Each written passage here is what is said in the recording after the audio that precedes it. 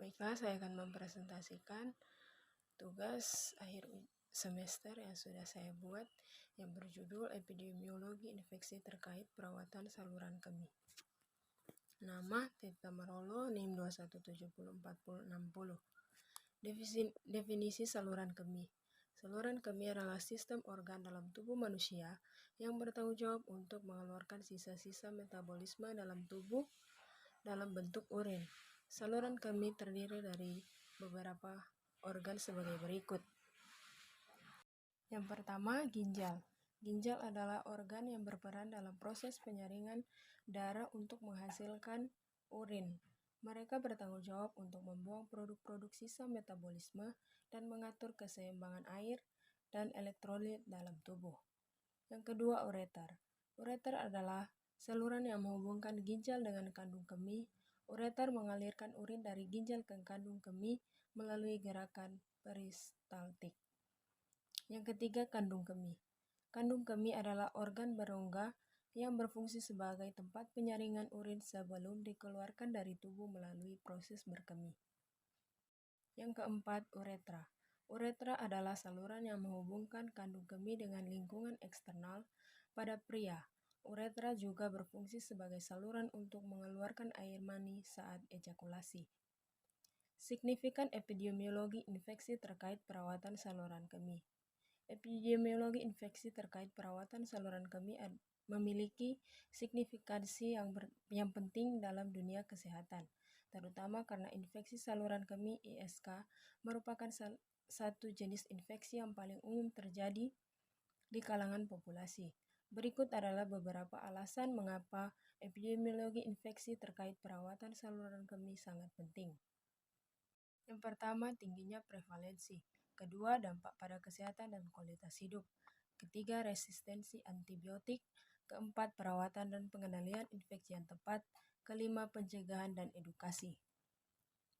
Selanjutnya, tujuan presentasi ini adalah untuk memberikan informasi yang komprehensif tentang epidemiologi infeksi terkait perawatan saluran kemih, meningkatkan kesadaran akan pentingnya pencegahan dan pengendalian infeksi, serta mendorong tindakan yang tepat dari para profesional kesehatan dan masyarakat umum untuk mengurangi insiden dan dampak ISK. Statistik global ISK. ISK merupakan salah satu infeksi yang paling umum terjadi di seluruh dunia, baik di rumah sakit maupun di masyarakat umum. Beberapa data statistik global ISK yang mungkin berguna meliputi: 1. Prevalensi menurut WHO, ISK adalah salah satu jenis infeksi yang paling umum terjadi di dunia.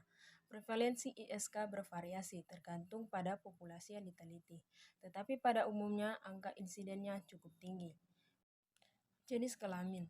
Wanita memiliki resiko lebih tinggi untuk mengalami ISK dibandingkan dengan pria. Ini terutama disebabkan oleh panjang uretra yang lebih pendek pada wanita, yang memudahkan bakteri untuk mencapai kandung kemih. Ketiga, faktor risiko. Penggunaan kateter urin, prosedur medis invasi pada saluran kemih, kelemahan sistem kekebalan tubuh, dan gangguan anatomi saluran kemih adalah beberapa faktor risiko yang dapat meningkatkan kemungkinan seseorang mengembangkan ISK. Faktor risiko ISK. 1. Penggunaan kateter urin. 2. Prosedur medis invasif. 3. Gangguan anatomi saluran kemih. 4. Kelemahan sistem kekebalan tubuh. 5. Jenis kelamin. 6. Hubungan seksual. 7. Kehamilan. Etiologi infeksi saluran kemih. Infeksi saluran kemih atau ISK umumnya disebabkan oleh bakteri yang masuk ke saluran kemih dan menyebabkan infeksi. Berikut adalah beberapa etiologi umum dari ISK. Selain bakteri, infeksi saluran kemih juga dapat disebabkan oleh jamur seperti Candida virus seperti virus herpes simplex atau parasit seperti Trichomonas vaginalis pada ISK terkait dengan infeksi menular seksual. Manifestasi klinis ISK. Infeksi saluran kemih ISK yang dapat menunjukkan berbagai manifestasi klinis yang bervariasi tergantung pada lokasi dan tingkat keparahan infeksi. Berikut adalah beberapa manifestasi klinis umum yang terjadi dengan ISK. Yang pertama, disuria. Disuria adalah gejala yang paling umum terkait dengan ISK. Pasien mungkin mengalami sensasi terbakar atau nyeri saat buang air kecil. Yang kedua, frekuensi dan urgensi buang air kecil. Infeksi saluran kemih dapat menyebabkan peningkatan frekuensi buang air kecil dan urgensi yang berlebihan. Pasien merasa perlu untuk buang air kecil lebih sering dan tidak dapat menahan atau waktu yang lama. Nyeri panggul atau perut bawah. Sebagian besar pasien dengan ISK dapat mengalami nyeri di daerah panggul atau perut bawah. Nyeri ini dapat bersifat nyeri tumpul atau nyeri yang lebih intens, tergantung pada tingkat keparahan infeksi. Kemudian perubahan dalam karakteristik urin. Infeksi saluran kemih dapat menyebabkan perubahan dalam karakteristik urin.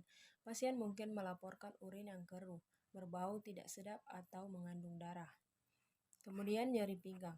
Jika infeksi saluran kemih melibatkan ginjal, pasien dapat mengalami nyeri di daerah pinggang. Nyeri ini biasanya Kemudian nyeri pinggang.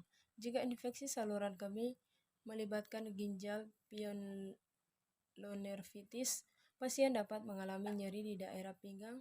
Nyeri ini biasanya terlokasi di satu sisi dan dapat disertai demam dan menggigil.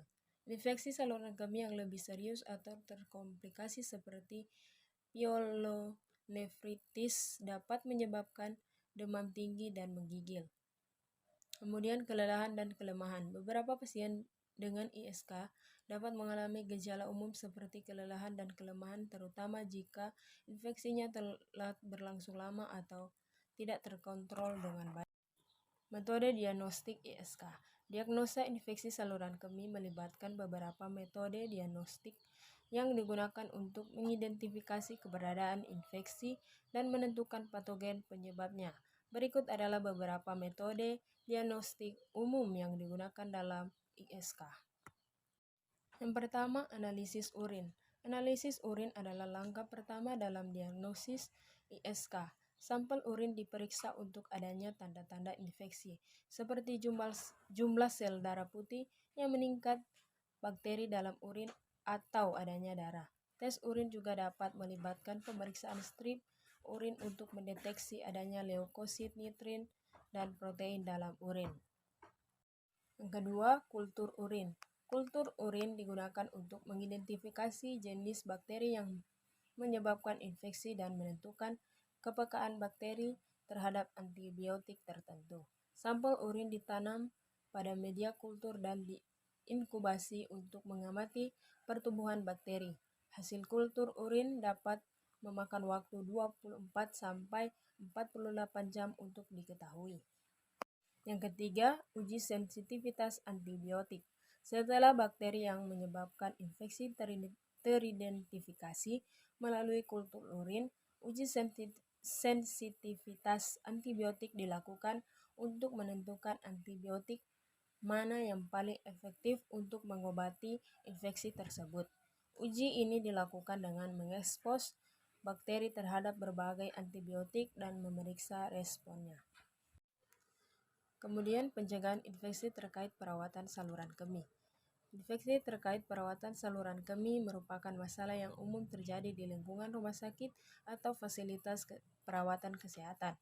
Berikut ini beberapa langkah pencegahan yang dapat diambil untuk mengurangi risiko infeksi terkait perawatan saluran kemih. Pertama, kebersihan tangan. Kedua, penggunaan teknik aseptik. Ketiga, pemilihan kateterisasi yang tepat. Keempat, pemeliharaan dan perawatan kateter yang baik. Kelima, mempertimbangkan alternatif non-invasif. Keenam, minimalkan penggunaan antibiotik profilaksis. Ketujuh, promosikan minum yang cukup. 8, edukasi pasien. 9, penggunaan sistem terkait saluran kemih yang steril. Kemudian tindakan pengendalian infeksi. Pengendalian infeksi adalah langkah-langkah yang diambil untuk mencegah penyebaran infeksi, melindungi pasien, staf medis, dan masyarakat dari risiko infeksi. Berikut adalah beberapa tindakan pengendalian infeksi yang dapat diterapkan untuk mengurangi risiko infeksi terkait perawatan saluran kemih. Yang pertama, kebersihan tangan. 2, kolaborasi tim perawatan kesehatan. 3, penggunaan alat pelindung diri atau APD. 4. Sterilisasi peralatan dan instrumen. Kelima, pengawasan dan pemantauan. 6. Edukasi dan pelatihan. 7. Isolasi pasien. 8. Praktik kebersihan lingkungan. 9. Manajemen limbah medis. Kesimpulan, infeksi saluran kemih (ISK) merupakan masalah umum yang dapat terjadi terkait dengan perawatan saluran kemih. ISK dapat memiliki dampak yang signifikan pada pasien dan memerlukan tindakan pengendalian infeksi yang tepat untuk mencegah penyebaran dan komplikasi lebih lanjut. Beberapa faktor risiko seperti kateterisasi urin, prosedur invasif, atau kebersihan yang buruk dapat meningkatkan risiko terjadinya ISK. Oleh karena itu, tindakan pencegahan seperti kebersihan tangan yang baik, pemeliharaan dan perawatan kateter yang tepat, serta penggunaan teknik aseptik saat melakukan perawatan saluran kemih sangat penting. Diagnosis ISK melibatkan penggunaan metode diagnostik seperti analisis urin, kultur urin, dan uji sensitivitas antibiotik. Manifestasi klinis ISK dapat bervariasi, termasuk disuria, frekuensi dan urgensi, buang air kecil, nyeri panggul atau perut bawah, perubahan karakteristik urin, nyeri pinggang, demam, dan kelelahan. Dalam rangka mengurangi risiko ISK terkait perawatan saluran kemih, tindakan pengendalian infeksi yang melibatkan kebersihan tangan, penggunaan APD, sterilisasi peralatan, praktik kebersihan lingkungan, dan isolasi pasien, pengelolaan limbah medis harus diterapkan dengan konsisten. Akhir, melalui kolaborasi tim perawatan kesehatan dan edukasi yang tepat kepada pasien, risiko infeksi terkait perawatan saluran kemih dapat dikurangi. Langkah-langkah ini penting untuk meningkatkan kualitas perawatan pasien, mencegah penyebaran infeksi, dan menjaga kesehatan pasien dan staf medis. Dengan tindakan pencegahan dan pengendalian infeksi yang efektif, risiko ISK terkait perawatan saluran kemih dapat diminimalkan dan pasien dapat mendapatkan perawatan yang aman dan berkualitas. Demikian presentasi dari saya. Terima kasih.